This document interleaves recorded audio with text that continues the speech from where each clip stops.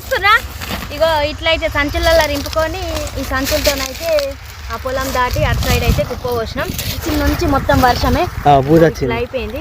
చూస్తారా ఫ్రెండ్స్, ఇంత ఘోరం అయిపోయి పరిస్థితి, ఘోరం అయిపోయింది. ఇక అందుకే మనసున పట్టక 2-3 రోజుల నుంచి కూడా రీల్స్ చేయలేము మేము. టెన్షన్ లేదా?